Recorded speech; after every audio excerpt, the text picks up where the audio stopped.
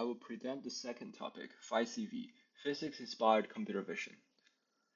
Let's continue the discussion from the previous part with mathematical derivations. The optical pulse propagation in the medium is governed by the nonlinear Schrödinger equation, which has three terms on the right-hand side: loss, dispersion, and nonlinearity. Photonic time stretch can be understood by first modulating the information onto the carrier spectrum and then propagating it through a dispersive fiber. By disregarding loss and nonlinearity, the full nonlinear Schrödinger equation can be simplified to this integral equation. The information modulated onto the input pulse spectrum can be reshaped into a temporal signal at arbitrary timescale with a complex envelope as shown in the equation here. Finally, we are interested in the output phase. The phase detection can be numerically represented as the arctangent of the imaginary component divided by the real component. To study the property of the phase quantity, let's first consider a real-valued 1D Gaussian pulse with the following temporal profile and the corresponding spectrum. We can obtain its spectrum after propagation through a linear dispersive medium with second-order dispersion beta 2 only for distance z.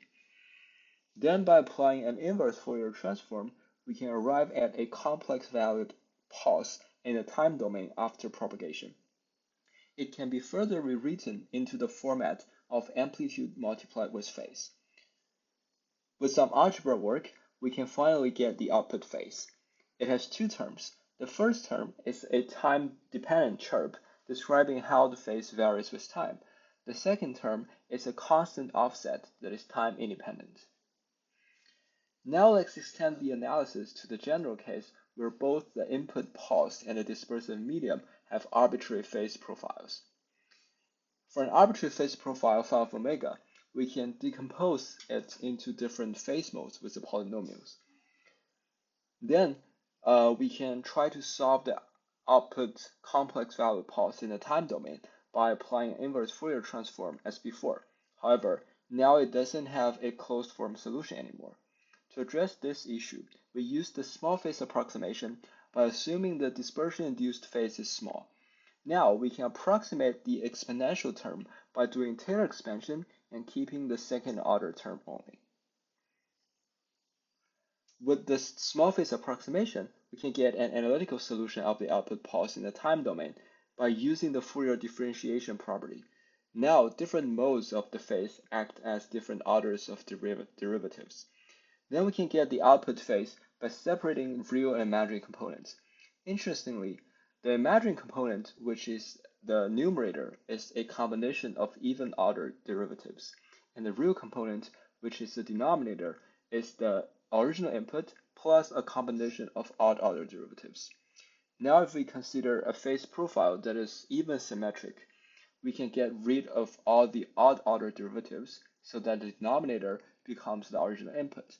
The numerator remains the same, but we can rewrite it in another way, which is the input spectrum multiplied with the phase profile in the Fourier domain, and transform back to the time domain with an inverse Fourier transform. Finally, we extend this concept to the images. Originally in the 1D continuous domain, a laser pulse propagates through a dispersive fiber with phase profile phi of omega can be described by this integral equation. Now, in the 2D discrete domain, we imagine a digital image as a 2D pulse propagating through a virtual diffractive medium with phase profile phi of Kn, Km. Here, n and m are pixel locations. Kn and Km are the corresponding frequency variables. The italic f represents discrete Fourier transform. The output phase, we call it pixel as phase of pixel, which can be extended from the derivation of the 1D case. This pixel representation has two advantages. First, there's a built-in self-equalization property, which is presented by the original input in the denominator. Second, the Fourier domain operation in the numerator is an efficient non-local representation, capable of capturing long-distance interactions in the spatial domain. Based on all the physical and mathematical principles we have introduced earlier, a novel class of computer vision algorithms named PhyCV, Physics-Inspired Computer Vision, has been developed. PhyCV stands for Physics-Inspired Computer Vision, it reimagines images as 2D spatial pulses propagating through a medium with natural or engineered diffractive properties, followed by coherent detection. While almost all existing image processing techniques operate on the intensity of images, PhyCV distinguishes itself by operating on spatial and spectral phases of images. We have made this an open source library that is available on GitHub, and I'm one of the main developers and maintainers of this library. The PhyCV family currently consists of 4 algorithms that originated from our lab. PhD for edge detection and PAGE for directional edge detection were originally developed by former lab members. I worked on refactoring them to fit into the PhyCV library and improved them with GPU accelerations. Vivid is a low-light and color enhancement algorithm, and it will be the focus of this presentation. Movid is the latest algorithm for motion detection that has not been released yet. The library is originally developed in Python. Then we have implemented PhyCV in different programming languages for efficient deployment on various platforms. Because of its low complexity and high efficiency, it is well suited for mobile and edge devices with restricted resources. Now let's dive into the Vivid algorithm. As its name suggests, Vivid achieves vision enhancement via virtual diffraction and coherent detection. It follows the general framework of the pixel representation as we discussed earlier, but with some modifications in the digital domain implementation. The virtual diffraction comes with a low-pass profile with a Gaussian distribution in the original Vivid. And later, we will see this can be further simplified to a constant phase profile for computational acceleration. After coherent detection, we get the output pixel. It leads to low light enhancement if operating on the V channel in the HSV color space, as shown in the top 2 rows on the right. It leads to color enhancement if operating on the S channel in the HSV color space, as shown in the bottom 2 rows. This slide visualizes the transformations done by Vivid. At the beginning, the input image is a real valued function. After virtual diffraction, it becomes a complex valued function. The real component is nearly unchanged, but now it acquires a significant imaginary component. After phase detection, the output once again becomes a real valued function, but it is significantly different from the input, with the low light regions being effectively enhanced. The transfer function may give us a better idea of the transformations done by Vivid.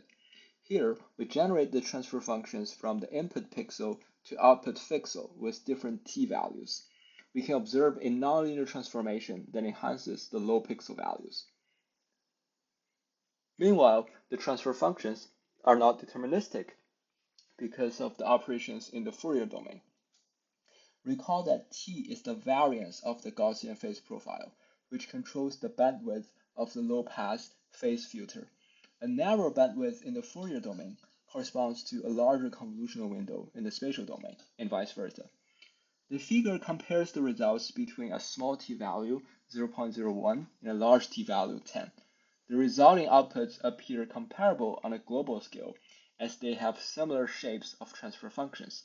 However, a smaller t introduces more adaptivity from neighboring pixels, so it preserves the contrast better in local regions. This demonstrated that Vivid holds unique benefits by operating in the Fourier domain, but it comes at the cost because 2D Fourier transforms are computationally expensive. Now, if you look at the transfer function of t equals 10, it is almost a deterministic nonlinear curve that leads to a one-to-one mapping. This motivates us to accelerate Vivid by removing the Fourier transforms. Vivid Light is developed as a numerical approximation of Vivid, which serves as the computational acceleration. We have made 3 assumptions here. First, the real component barely changes after virtual diffraction. Second, the variance of the phase kernel can be set to infinity so that the phase profile is a constant. Third, the induced phase is very small so that we can use the small phase approximation to approximate this exponential with Taylor expansion and keeping only the first term. Combining these 3 steps leads to Vivid Light that operates exclusively in the spatial domain. It has two parameters, b and g, which I will discuss their impacts in the next slide. Vivid light performs three fundamental operations. First, En in the denominator exhibits an equalization effect, boosting low pixel values in the input image. However, the inverse intensity relation can lead to an infinite dynamic range. Fortunately, the function arctangent originating from the coherent phase detection compresses the infinite range to the interval of -pi to pi. Finally, the normalization operation scales the output pixels to match the range of digital image pixel values. In the middle figure, we demonstrate the effect of the regularization term b. With a fixed g, a larger value of b indicates stronger regularization, resulting in less aggressive enhancement. In the right figure, we illustrate the impact of the inverse gain g. The term inverse comes from the minus sign preceding it. When b is a constant, a smaller value of g leads to more pronounced enhancement.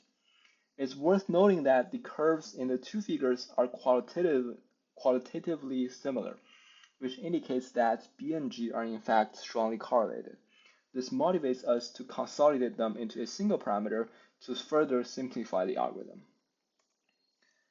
Vivid Light Plus is then developed by consolidating the correlated b and g into a single parameter v. Here, the single tunable parameter v is in the range of 0 to 1. When v is set to 0, it approximately performs an identity mapping. Increasing the value of v leads to greater enhancement, as illustrated by the transfer functions and enhancement results. The single parameter v can be set adaptively based on the average pixel intensity of the original image. The enhancement will only be applied when the average pixel intensity is under a threshold E sub th. Below this threshold, a lower average pixel intensity will result in a larger V and more enhancement. Vivid Light Plus can further be accelerated using a lookup table since there is a deterministic one-to-one mapping between the input pixel and the output pixel, given a specific parameter V. Assuming the digital images are saved in unsigned integer formats, where the pixel values range from 0 to 255. The lookup table only needs to compute the mapping according to the transfer function for these 256 values. Once it is generated, the output pixel values can be efficiently inferred from this table. This will significantly accelerate the computational process. After the technical details, we will next conduct a comprehensive comparison of Vivid with established low-light enhancement methods, including both classical algorithms and state-of-the-art deep learning approaches. We provide results for two types of datasets. First, reference datasets that includes low-light images paired with their corresponding normal light ground truth. Second, non-referenced datasets containing only low-light images without a counterpart in normal lighting conditions. In terms of evaluation metrics, we have included visual quality, quantitative measures, and processing speed. One dataset we have evaluated is the size dataset.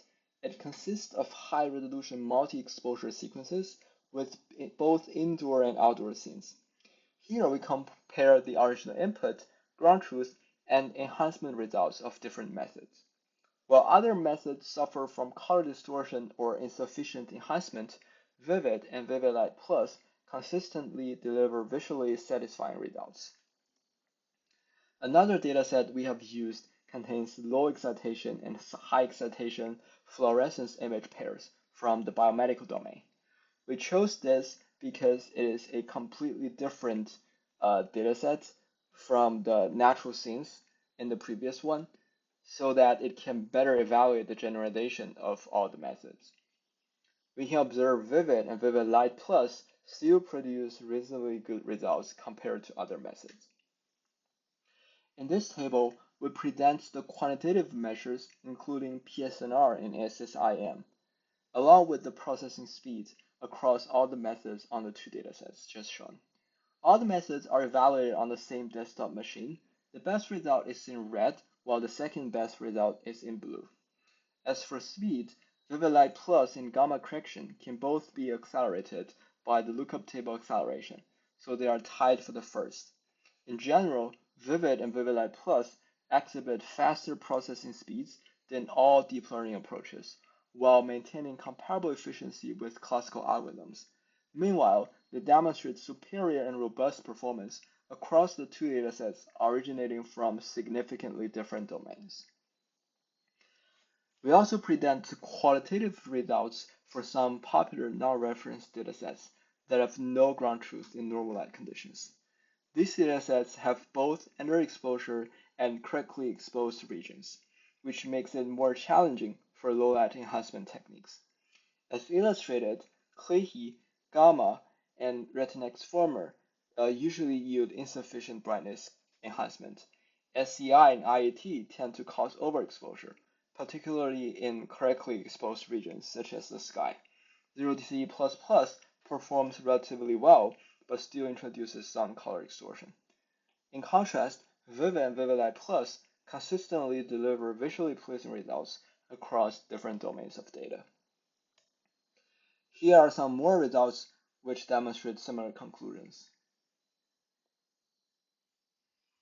Vivid as an efficient and effective low-light enhancement can also be leveraged as a pre-processing tool for neural networks on more complicated computer vision tasks.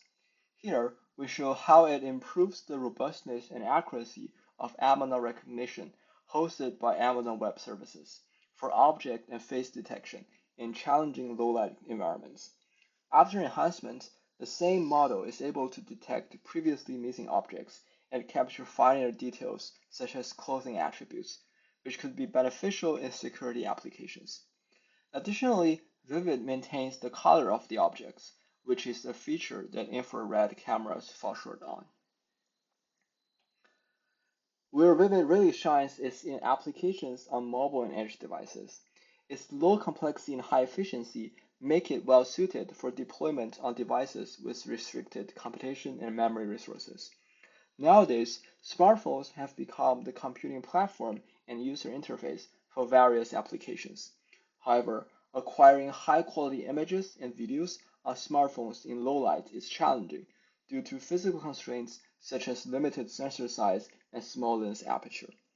While commercial smartphones now feature night mode cameras that utilize techniques including long exposure and burst imaging to address this issue, these methods are designed for capturing static images and typically require keeping the camera still for a few seconds.